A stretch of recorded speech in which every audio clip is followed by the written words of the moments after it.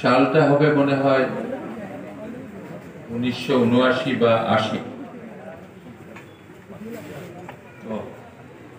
79-80। একজন মানুষ জুড়িতে এসেছিলেন। তিনি আমাদের মতোই মানুষ ছিলেন, কিন্তু ধ্বংসস্তূপ থেকে দেশটাকে তুলে এনেছিলেন।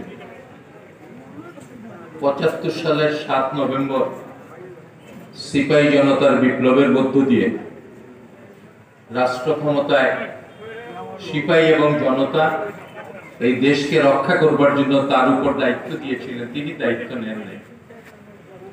তিনি তখন রাষ্ট্রপতি, জুড়িতে এসেছিলেন খাল খননের জন্য। আপনাদের কি মনে আছে সেই কথা? সেই ব্যক্তিটির নাম কি বলেন তো? আবার বলে কি নাম? আমরা কি তার দল করি? তার দল করি। সেই রাষ্ট্রপতি প্রতি গভীর শ্রদ্ধা। আর এখানে এই অঞ্চলে যিনি নির্বাচন করেছেন ভবিষ্যতে সংসদ সদস্য প্রার্থী জনাব নাসিরউদ্দিন মিঠু খুব দুঃখ করে একটি কথা বলেছেন। আমি শুনলাম যে আশেপাশে সবাই আছে, বিভিন্ন ক্যাম্প খুলেছে, খাওয়ার দাওয়ার ব্যবস্থা, সভাস্থলে মানুষ নাই। তো নাসিরউদ্দিন মিঠুকে বলতে চাই যে এই সভাস্থল এবং আশেপাশে অসংখ্য বিএনপি নেতাকর্মীরা আছে, এই সভাস্থলটাকে রাস্তা পর্যন্ত প্রসারিত করেছেন।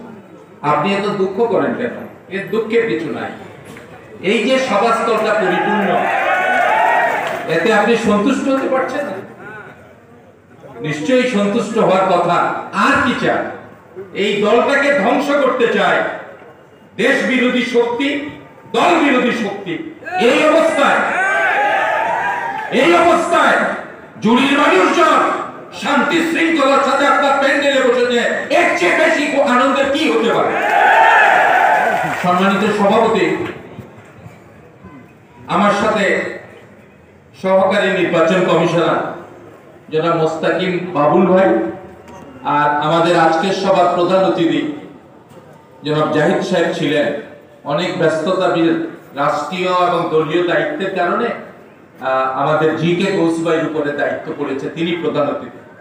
জি.কে. ঘোষ একটি মানুষ নয়, একটি নাম নয়, একটি এলাকার অধিবাসী নয়। স্বৈরাচার যখন এক এক করে গুলি করে আমাদের নেতাকর্মীকে হত্যা করেছে, যখন যে মানুষটি এগিয়ে এসেছে বুক খুলে বলেছে গুলি করো, তার নাম জি.কে. ঘোষ। তিনি আজকে প্রধান অতিথি।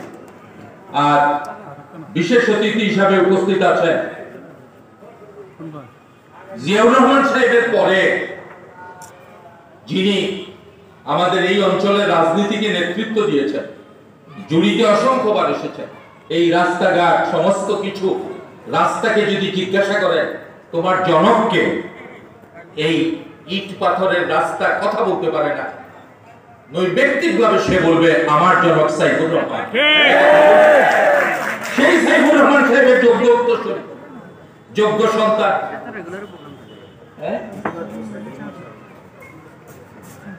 যোগ্য উত্তরসূরি আমাদের স্কুলের সম্ভবত তিনি হেডমাস্টার সাহেব আমাকে মনে করিয়ে দিলেন যে এই উপজেলাটাও সাইফুর রহমান সাহেব দিয়েছেন। সেই সময় উপজেলার আগে জুড়িকে উপজেলা করা হোক, আমিও আন্দোলন করেছিলাম, কিন্তু সাইফুর রহমান সাহেব সেটা ঘোষণা দিয়েছিলেন। তার জন্য একটা জোরে করতালি।